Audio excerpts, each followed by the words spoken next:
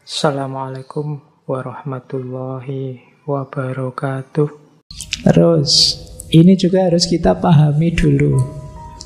Ada natural, unnatural, dan supernatural. Supernatural, natural, dan tidak natural.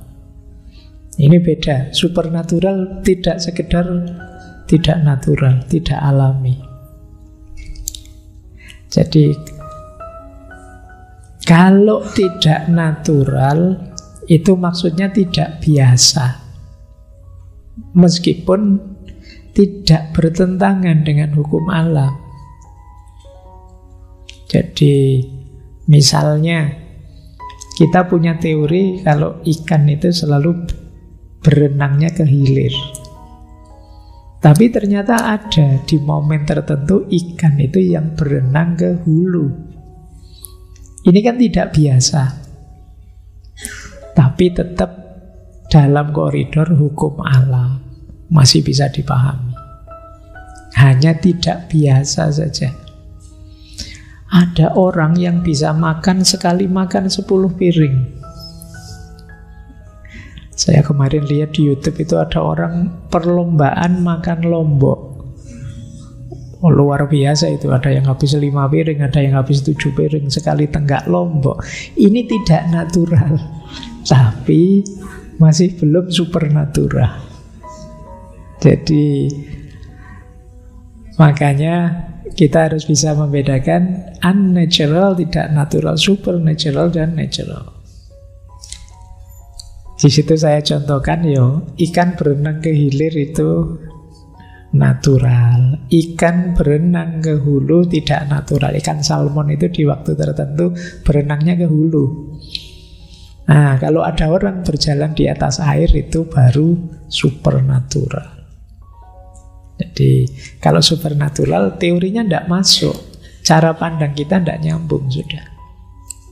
Tapi kalau orang misalnya bisa makan lombok sampai 10 piring sekali tenggak, itu kan secara teori mungkin saja kalau kondisi tubuhnya begini, kondisi mulutnya seperti ini sehingga dia tahan, dia membiasakannya sekian tahun sehingga ini bisa dijelaskan.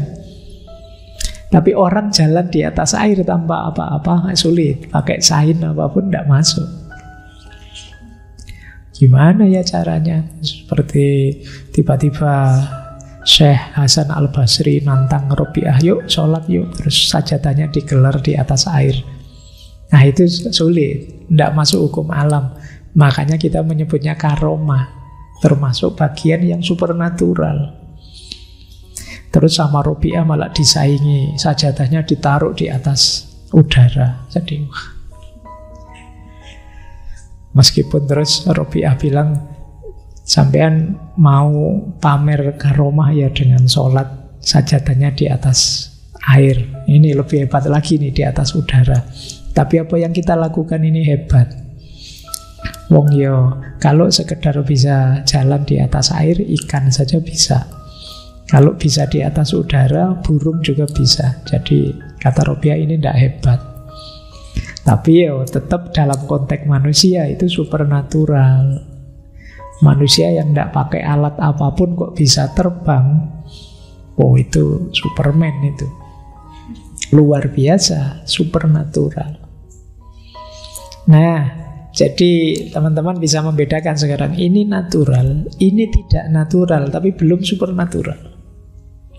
Kalau yang itu supernatural. Jadi ketika sudah di luar hukum alam, tidak masuk teori kita tentang hal-hal yang fisik di muka bumi, itu sudah natural.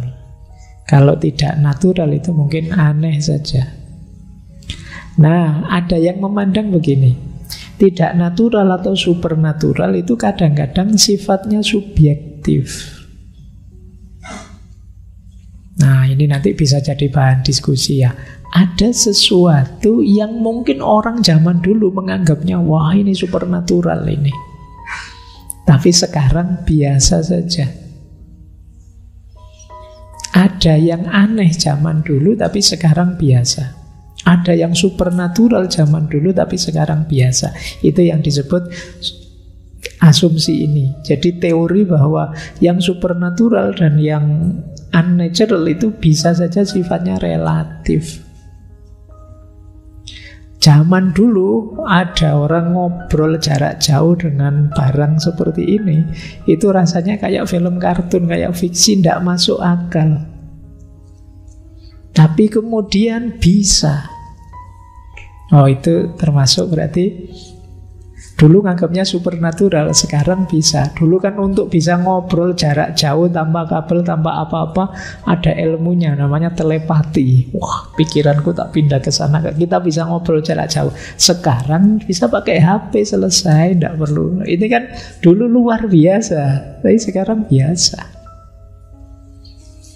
Makanya ada yang bilang namanya mukjizat itu sebenarnya alami saja, tapi hanya belum ketahuan hukum alamnya apa. Nabi Ibrahim dibakar, tidak terbakar. Oh, itu luar biasa kan bayangan kita. Mungkin sekarang, wah, pemadam kebakaran itu dengan baju khusus tertentu masuk ke tempat kebakaran, dia tidak terbakar juga. Tapi pada zaman itu ya memang luar biasa hebohnya. Baik, kalau dulu Nabi Musa dengan tongkatnya bisa membelah laut, nyebrang. Kita cuma beli tiket bisa nyebrang laut sekarang. Oke ya. Baik. Dulu Nabi Musa itu ngangkat tangannya keluar cahaya. Sekarang anak-anak nonton konser kan gitu, ngangkat tangannya keluar cahayanya, HP-nya ikut goyang-goyang. Ini ya, itu mukjizatnya Nabi Musa. Dipakai sama anak-anak sekarang. Oke, baik ya. Ini cara berpikir asumsi ini bahwa enggak kok yang supernatural, tidak natural itu karena belum biasa saja. Nanti kalau ketemu rahasianya, oh iya. Ini salah satu sudut pandang saja. Itu seperti ada pandangan ya gaib itu karena kita belum tahu. Kalau sudah tahu ya enggak gaib lagi. Jadi besok kalau sudah di akhirat kita semua sudah kiamat di surga ya, yang gaib-gaib kan sudah terbongkar semua, status gaibnya sudah tidak gaib lagi. Alam barzah itu gaib, nanti kalau kita meninggal pindah ke alam barzah, ya sudah ketemu dengan alamnya, tidak gaib lagi. Itu sama dengan teori ini bahwa yang supernatural, yang unnatural itu sifatnya bisa relatif, bisa subjektif. Hal biasa saja misalnya dilihat oleh adikmu atau anakmu yang masih balita, rasanya luar biasa.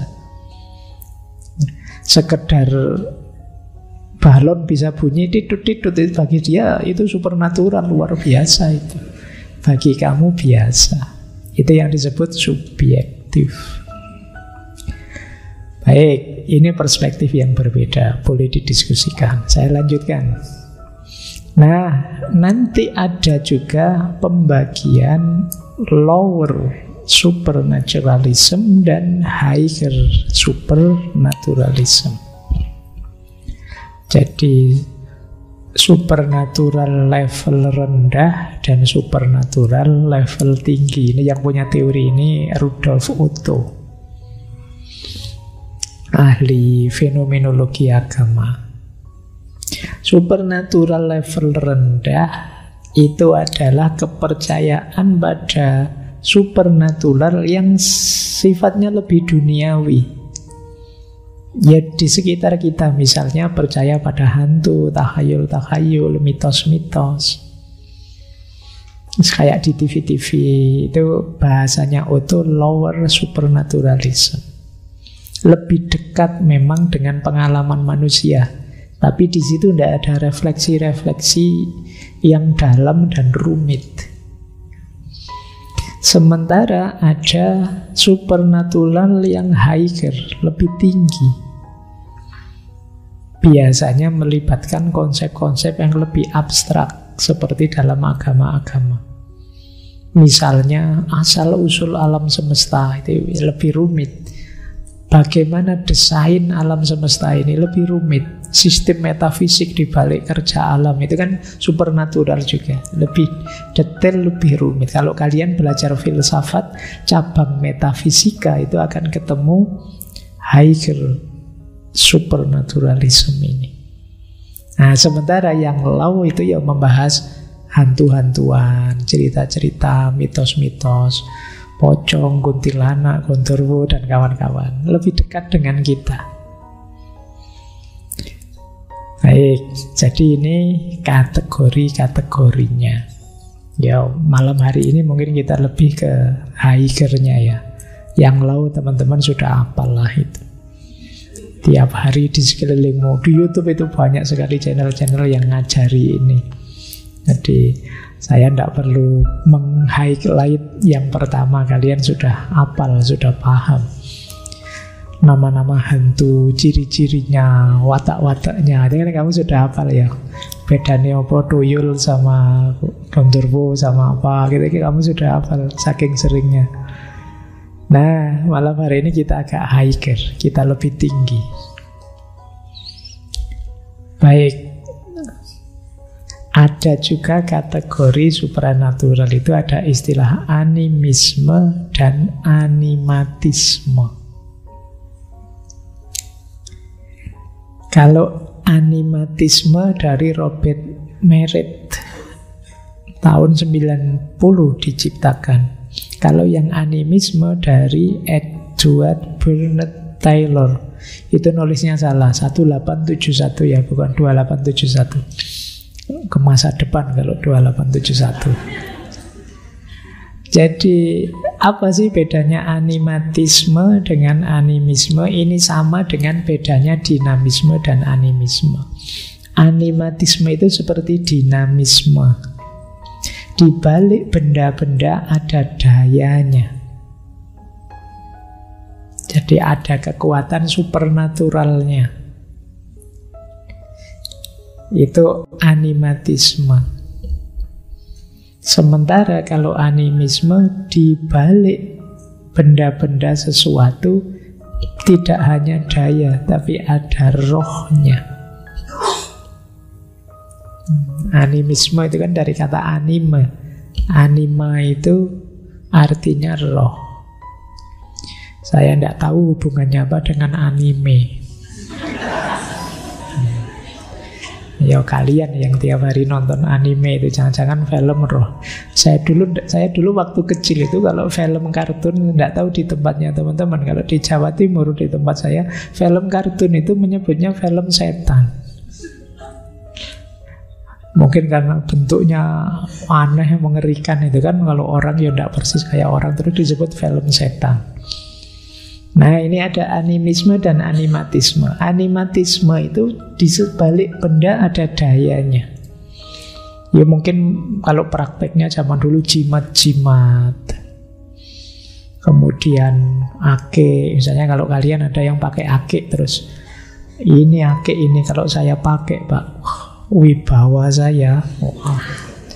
Itu animatisme namanya. Orang menyebutnya dinamisme. Kamu nulis pakai jimat, nanti rajahnya bagaimana. Kalau kamu taruh di saku, wah siapa tidak jatuh cinta sama kamu. Wah, kalau di tulisannya ditulis nama orang yang kamu incer, wah itu mesti besok kelepek-kelepek itu. Ini animatisme namanya. Jadi di balik benda, kata-kata ada dayanya. Kalau animisme tidak hanya daya, di balik segala sesuatu ada rohnya. Bahkan di balik tempat bisa ada rohnya, di balik pohon bisa ada rohnya. Orang Jawa kadang menyebutnya danyangnya, penunggunya, dan lain sebagainya. Ini namanya animisme. Menarik, boleh didiskusikan. Ada yang bilang, meskipun hari ini mungkin kita agak melihat sebelah mata animatisme, animisme itu, kepercayaan ini sampai hari ini hidup. Dan ada loh dampak positifnya. Misalnya apa? Yang animatisme tadi membuatmu percaya diri misalnya, terus optimis, ada efek placebo-nya, terus kamu jadi tenang. tenang saja, mesti aman. Saya sudah bawa jimat, ini andalan saya. Ya, secara psikologis ada bantuannya juga. Dari sisi ini loh ya. Nah, kalau animisme ada manfaatnya juga. Percaya pada roh-roh apa. Kita lebih menghargai alam, lebih menghargai apa yang ada di sekeliling kita. Ini sisi positifnya ya. Urusan percaya tidak percaya kan di luar konteks itu. Tapi ada yang bilang, jangan dikira nenek moyang kita yang kita sebut animatis dan animis itu terus ngarang saja. Tapi ada fungsinya. Ada maknanya dari situ. Nanti kita lihat ada luas fungsi dan makna dari supernatural. Oke, untuk malam hari ini saya cukupkan sekian dulu. Mohon maaf kalau ada yang kurang berkenan, mungkin 1-2 kekurangan apa, mohon dimaklumi. Kalau ada kekhilafan, kealpaan yang teman-teman ngerti benernya seperti apa, ya silahkan disampaikan. Kurang lebihnya mohon maaf. Wallahul muwaffiq, wallahu a'lam bissawab. Wassalamualaikum warahmatullahi wabarakatuh.